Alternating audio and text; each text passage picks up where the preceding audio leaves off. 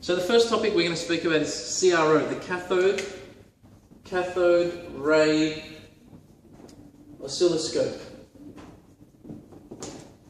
Basically what this does is, this transforms, well, every time I step the camera moves, this transforms sound waves into, remember sound waves were longitudinal waves, they were push and pull waves, but then it transforms this into transverse waves. So longitudinal waves are transformed into transverse waves via this machine here. And you can see sometimes it looks like a heartbeat monitor.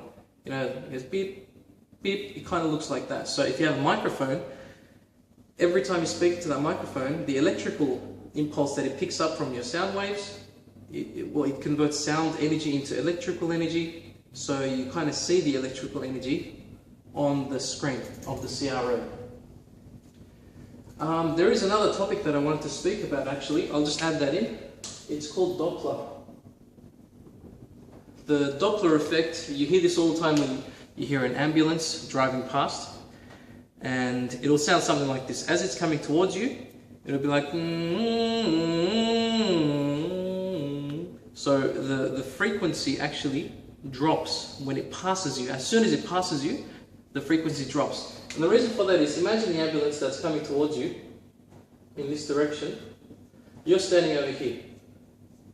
And what happens is the sound waves that are being produced from this ambulance are actually getting squashed in front of the ambulance as it's driving towards you.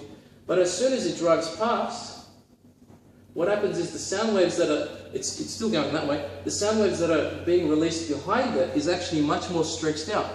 So the frequency here, the pitch over here is much higher than the pitch over here as soon as it passes you. So as the ambulance is coming towards you, the sound waves are squashed. As it's driving away from you, the sound waves that are coming out is more relaxed and stretched. And that's why it sounds like it's the big frequency drop. That's what we call the Doppler effect. D-O-P-P-L-E-R. That's the second thing I wanted to talk to you about. The third thing is ultrasound. Normal humans, we have a hearing range of around 20 to 20,000 hertz. Hertz is just the unit used to measure frequency. 20 to 20,000. So any sound that's above 20,000 hertz, we're not going to be able to hear. And any sound which has a frequency of less than 20 hertz, we're not going to be able to hear. Any sound that's in this direction is called ultrasound. It's ultra, it's beyond the sound that we can hear. And any sound that's below 20 hertz is called infrasound. Infra, I-N-F-R-A, sound. So elephants, for example, can hear infrasound. And infrasound is very helpful because they say earthquakes release infrasound. We can't hear it, but a lot of animals can hear infrasound. And when they feel the earth vibrating at that slow speed, they realize, yeah, time to go uphill, time to go away from the beach, go up the mountain in case a tsunami comes. They know these things because they can hear infrasound. We can't. Ultrasound, on the other hand, is we use this to see inside a human's body, for example, without actually slicing it up, without an invasive technique. We can see the inside of a person. We can see if you have cancer in your arm, you know, your bone density in your elbow, if you have any deformities in your baby. You can see the actual eye, the lens of the baby. You can see so much using ultrasound. It's an amazing discovery, also discovered by 2 Australians. Not the ultrasound itself, but the grayscaling, which helped really make ultrasound what it is today. The next thing I want to talk about is the ear. The ear is devised, it's made up of 3 components. The outer component is called obviously the outer ear. It involves the pinna, which is your ear. This is called the pinna. And then you have this canal.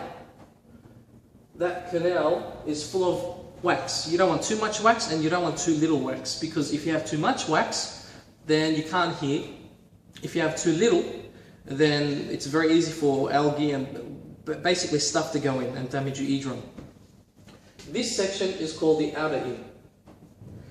Then you have this little connective tissue here called the eardrum.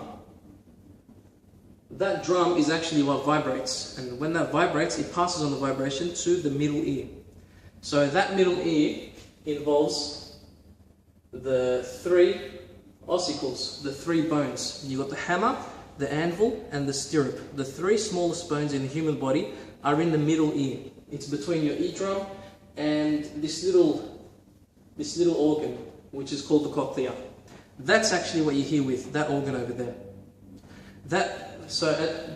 Right between the hammer, anvil, and stirrup, right between these ossicles, right after the ossicles, you have this thing called the oval window. That oval window is the end of the middle ear. So the middle ear is basically from the eardrum to the oval window. What is the oval window?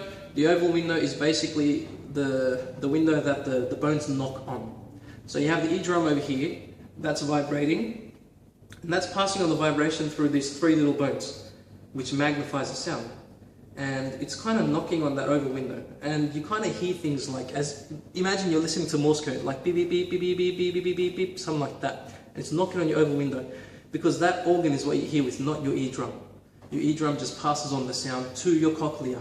Your cochlea is actually what you hear with. Also, that cochlea passes on the sound now as electrical signals to your brain through this auditory nerve. So you have a nerve carrying all the sound as electrical signals to your brain.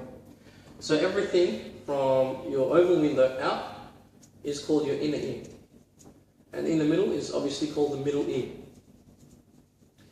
So you've got your pinna, which is basically this part of the ear here. You've got the ear canal, which contains the wax, which actually protects your middle and inner ears. Eardrum, which is the beginning of the inner ear. You've got the three ossicles, which are just 3 tiny bones that pass on the sound from the eardrum to your oval window.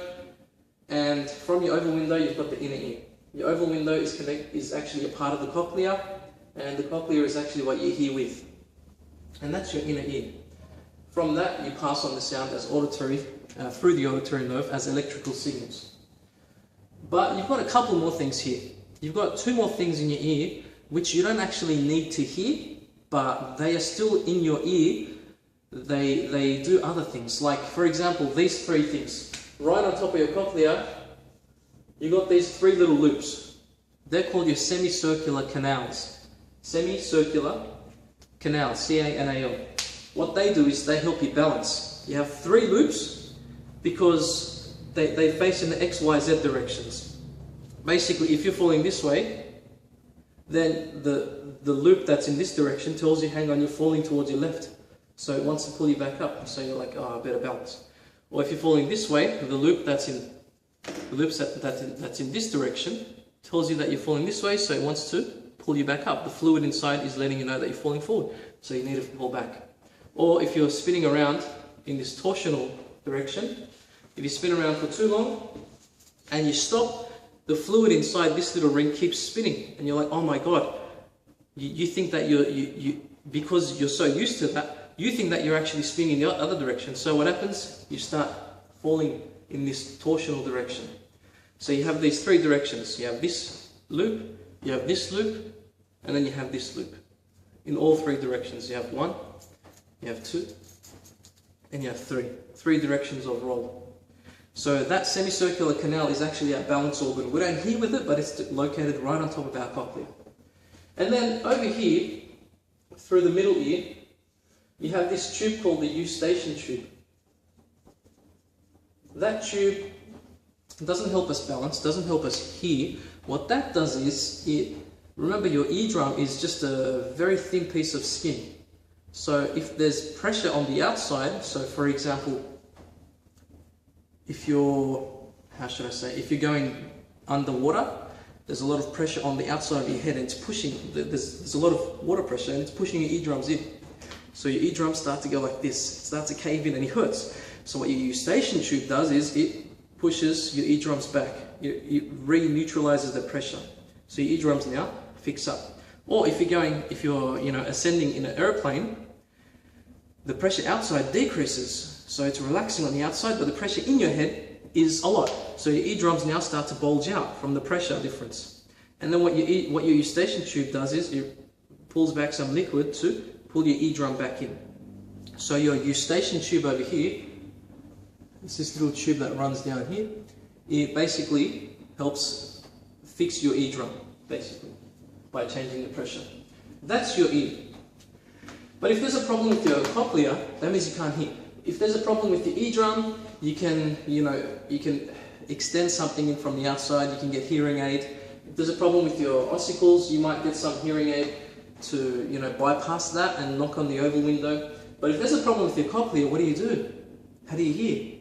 So then these two Aussies invented this little cochlea, artificial cochlea, where they implant it here and they attach it to the auditory node. But through there, they've got this little microphone. So you can technically hear everything on the outside world, and it gets relayed into your artificial cochlea, and that then passes on the electrical stimulus to your brain, so you can actually hear again. So if you have a lot of inner ear damage, you'll need a cochlear implant. I hope that sums up today's lesson.